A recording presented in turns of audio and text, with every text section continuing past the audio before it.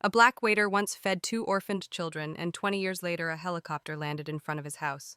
The sound of the rotors tore through the morning silence like a knife. Nathaniel Brooks, 45, was washing dishes in his small kitchen when the entire neighborhood fell still, all eyes drawn to the sleek black helicopter descending just outside his gate. Two people stepped out, a tall man in an impeccably tailored suit and a graceful woman with elegant poise. They walked straight to his door. Nathaniel calmly dried his hands, his face composed like someone who had been waiting for this moment for a long, long time. 20 years earlier, Nathaniel had been nothing more than an invisible black waiter struggling to survive at the Golden Fork, an upscale restaurant where customers rarely even looked him in the eye. He was 25 at the time, juggling 2 jobs a day, janitor in the mornings, waiter in the afternoons and evenings, trying to scrape together enough to afford insulin for his diabetic mother. And then one cold December night, everything began. Two orphaned children, a 10-year-old boy and an 8-year-old girl, stood shivering behind the restaurant's back door. He would later learn their names, Eli and Nina. Their parents had died in an accident, leaving them homeless and wandering the streets for weeks.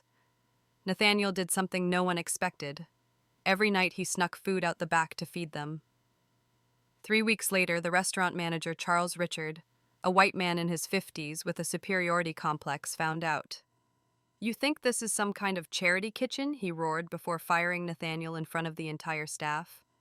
"You dumb black bastard should be grateful you had a job in the first place, not giving our food to some gutter trash," Nathaniel left in silence.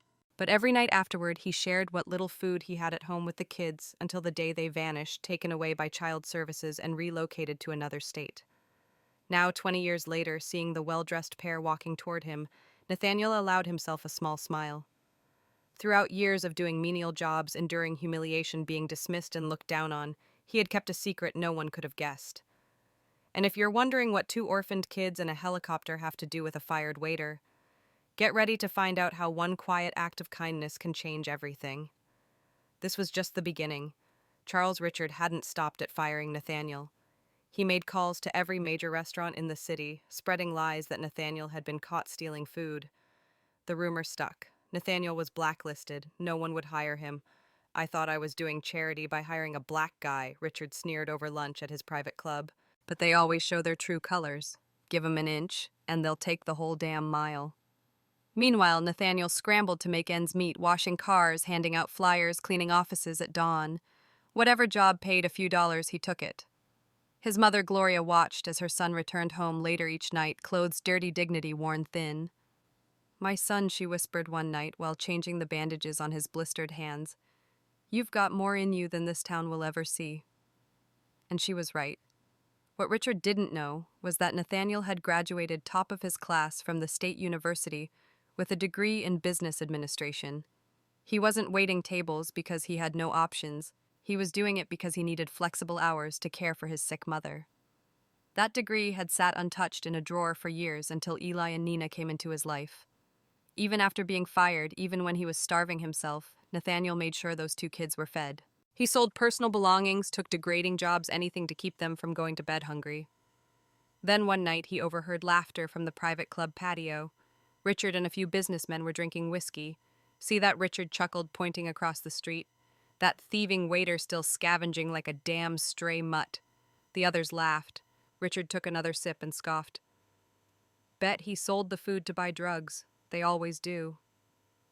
Nathaniel froze in his tracks. His blood boiled. He could have crossed the street, climbed those marble steps, and told them exactly who he was. He could have pulled his diploma out of his pocket and shoved it in each of their smug faces. But then he thought of Eli and Nina, probably still waiting in that freezing alley. He took a breath, tightened the food bag slung over his shoulder, and walked on. They burst out laughing, thinking his silence was surrender. But they had no idea they'd just made a colossal mistake. That night, after feeding the two children, Nathaniel sat beside his mother in their cramped room and opened an old notebook. He began jotting down names, dates, and snippets of conversations he'd overheard during his time at the Golden Fork, talks about taxes, shady contracts, and the casual racism wealthy patrons thought he couldn't understand. One day he murmured, "They'll realize they underestimated the wrong man." 3 weeks later, Eli and Nina vanished. Nathaniel searched everywhere, eventually learning they had been relocated by child services to a facility in another state. When he tried to visit, he was denied he wasn't a blood relative. That was the last straw. He realized then dreaming about justice wasn't enough. He had to build it himself. Every insult, every slammed door, every opportunity denied was sharpening him into a strategist who knew his enemies' weaknesses better than they knew themselves. Over the next 2 years, while Charles Richard toasted his so-called victory over the troublesome waiter, Nathaniel Brooks was quietly building something unimaginable. He worked up to 16 hours a day in whatever job he could find, just enough to pay rent. But every spare minute he used to apply everything he'd once studied in college. The notebook grew into a detailed spreadsheet categorizing information by company transaction and shady deal. The conversations he had overheard at the Golden Fork revealed a dark reality. Charles Richard and his business cronies weren't just racists. They were tax frauds, ghost contracts, undeclared employees, double payroll systems, massive fake expenses. Nathaniel had everything: names, dates, dollar amounts. Then came a bleak day. His mother, Gloria Brooks, passed away in a public hospital after waiting 6 hours to be seen. Just before she died, she squeezed her son's hand. "Don't let anger consume you, baby. Use this pain to build something greater." Right there in that hospital, Nathaniel made a promise. He would do exactly that. At her funeral, a man approached Dr. Marcus Chun, a well-known tax attorney and a college friend of his mother's. The son of Chinese immigrants, Marcus understood firsthand what it meant to be judged for the color of your skin or your name. "Your mother used to talk about you all the time," Marcus said, handing him a business card. "She said you had a brilliant mind, but the world kept trying to convince you you didn't." Nathaniel handed him the notebook. As the lawyer flipped through it, his eyes grew wider with every page. "Holy, this is a tax bombshell." "It's all real," Nathaniel said firmly. "I heard it all myself. They thought I was just a shadow." Marcus closed the notebook slowly. "You've got two choices: send this anonymously to the IRS and pray, or we build a case so strong they can't ignore it." Meanwhile, Charles Richard kept expanding his empire. He acquired 2 rival restaurants using the same model: white staff and management, people of color in the kitchen, or washing dishes, paid minimum wage, handwritten contracts if any. And with every acquisition, his arrogance grew with his bank account. "You see that waiter turned janitor now," Richard sneered during a business meeting. "That's karma for you." What he didn't know was that janitor was Nathaniel. For 6 months, Nathaniel worked the night shift, cleaning the building where Richard's accounting office was located 3 times a week. He quietly photographed documents, copied payroll files, even recorded confidential meetings held in boardrooms. Attorney Marcus was stunned. "You could be a professional investigator." "This is elite-level field work. I studied scientific research methods," Nathaniel replied. "The only difference now is I've got a personal reason to use them."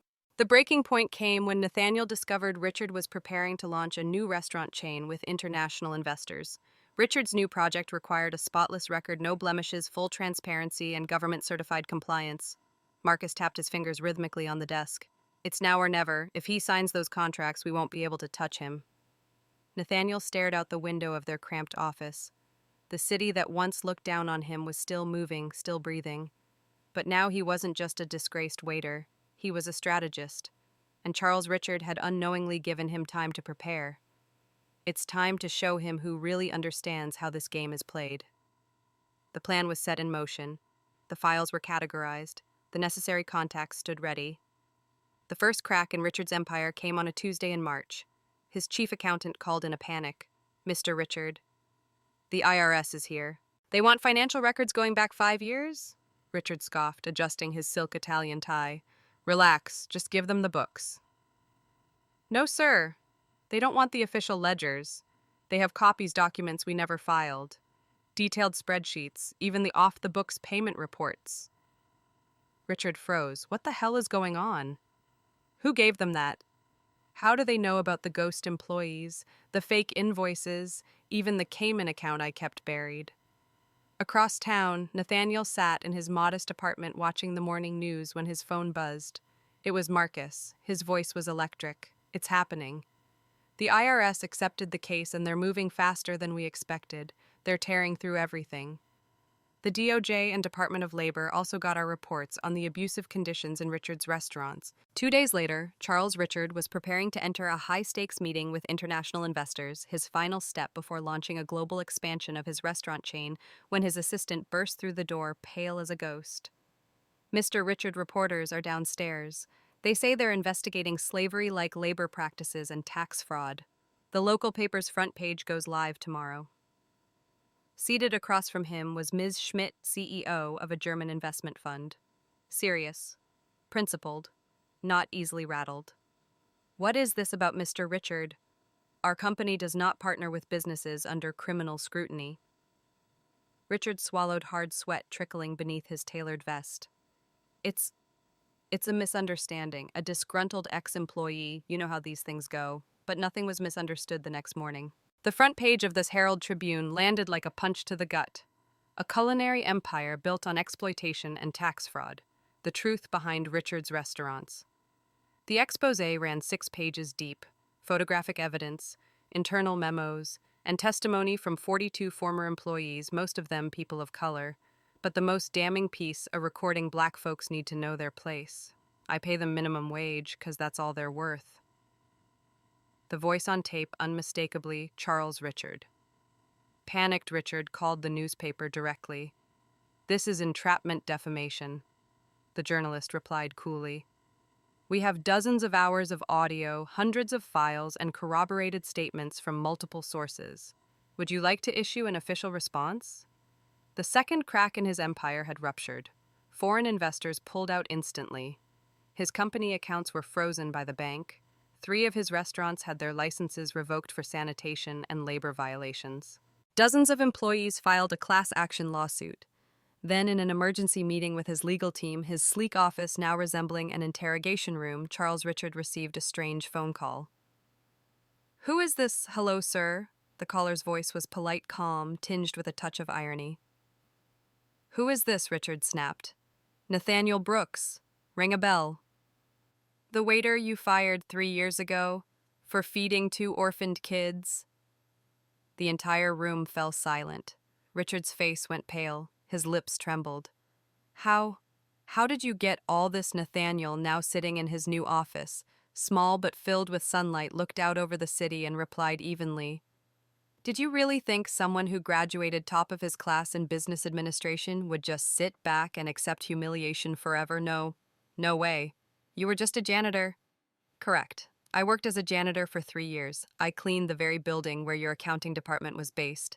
You have any idea how many confidential documents were left lying around? How many conversations I overheard through thin walls?" Richard shuddered. He motioned for his lawyers to leave the room. They hesitated, realizing this was the turning point.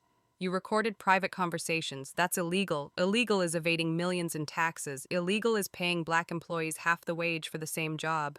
Illegal is creating a workplace built on humiliation. All I did was document the truth." "How much do you want?" Richard pleaded. "I can pay." Nathaniel gave a small wry laugh. "You still don't get it, do you? I don't want anything from you because I already have everything." "What are you talking about?" Richard shouted. "Your Cayman Islands accounts. The IRS already has the records, the fake contracts, the DA's office has the full files, and those racist audio clips, I just sent them to every local news station." Richard nearly dropped the phone. This is going to ruin me." "No, Mr. Richard, you ruined yourself. I just kept the receipts." At that exact moment, his assistant burst into the room. "Mr. Richard, employees are walking out the unions in the lobby, and there's a swarm of reporters asking for a statement." Richard, trembling, cupped the receiver. "Tell them I'm not here. They said if you refuse to speak, they'll run the story one-sided with all the evidence they've received." Back on the call, Nathaniel's voice remained calm. "Still with me, Mr. Richard. Why? Why are you doing this to me? Because 3 years ago you chose to publicly humiliate a man who was just trying to feed 2 hungry children. You blacklisted me so I couldn't get a decent job. You treated black people like trash. And I simply remembered." Richard looked out the office window. A crowd had formed, cameras, posters, microphones. Even without reading them, he knew what the signs said. I was just a businessman protecting my company. And I was just a son trying to care for a sick mother. The difference between you and me is I never had to step on anyone else to get where I am." That afternoon, as the last few employees packed up their personal files and left the building, Richard sat alone in the empty office. His secretary resigned by email. The CFO vanished without a trace. Even the security guard gave him nothing but a cold stare. 1 week after Charles Richard's empire was exposed by the media, Nathaniel stood on the steps of City Hall holding a stack of documents, an official petition signed by hundreds of workers who had been fired, discriminated against, or exploited in the restaurant industry. "We don't just want an apology," Nathaniel declared to the television camera's eyes steady. "We want the system to change." The speech lasted only 5 minutes, but clips from it went viral across social media in less than 24 hours. People who had once witnessed him being humiliated now sent messages of congratulations. One person said, "I saw you wiping tables and serving with dignity for years. You deserve all of this." The next day, while Nathaniel was having coffee at a small shop in the predominantly black neighborhood in the south of the city, a well-dressed, middle-aged man approached. "Mr. Brooks, I'm Marcus Whitaker, a representative from Fairbridge Capital. We invest in businesses that prioritize human rights. I'd like to invite you to serve as a senior advisor to our Global Strategy Council." Nathaniel was stunned. "I used to be someone who got fired, living off unemployment checks." "That's exactly why we need you," Whitaker replied. "You understand something: no one in a polished boardroom has ever truly faced the injustice at the bottom." 3 days later, at the contract signing, Nathaniel wore a simple suit and stepped into a room filled with powerful white executives. But this time he wasn't there to pour coffee, he was the first to speak. "I didn't come here for revenge, I came to build. And I'll begin with those who've been overlooked for far too long. The cooks, the servers, the dishwashers, the people who used to be me." After the meeting, he stepped outside the corporate headquarters into the warm glow of the afternoon sun. And standing there waiting near the front steps was a familiar face. Eli, the boy Nathaniel had once fed a hamburger to 3 years ago. Eli was older now, wearing a school uniform and holding a small paper bag. He walked up shy but determined. "Mr. Nathaniel, I saw you on TV." "Eli." "Oh my goodness, how have you been? Me and Nina got adopted. But today I begged my mom to let me take the train here. I wanted to give you this." Inside the bag was a carefully wrapped hamburger and a piece of paper with a messy, crayon-drawn message. "Thank you for not giving up on us. I'll study hard so I can help people one day, too." Nathaniel was so moved he couldn't speak. He pulled the boy into a long, heartfelt hug, the kind of hug that says, "I've been broken, but I found my reason to believe again." That night, Nathaniel stood in front of a whiteboard in his modest apartment. At the top in bold letters it read, "The Vision Initiative." Below it were bullet points, scholarships for young black students who dropped out of school, free legal counsel for service industry workers, startup grants for individuals previously discriminated against, mental health support for victims of workplace racism. Suddenly there was a knock at the door. It was Jasmine, the ex-girlfriend who had walked away from him when he couldn't hold a stable job. "I've seen your name everywhere. You're in the news and the papers. I was wrong to leave." Nathaniel looked at her calmly. No anger, no bitterness. "I don't blame you. Everyone has the right to choose what's best for themselves. But I've found my path now. I'm no longer just a server." Jasmine reached for his hand. "Is there room for me in this journey?" He gave a soft smile. "If you're ready to start from the roots, not for the spotlight, but for the forgotten, then there's always room." She nodded. And so in that small room with a few old laptops and a group of passionate allies, Nathaniel began his new journey, not just to build an organization, but to change how the world values a human being.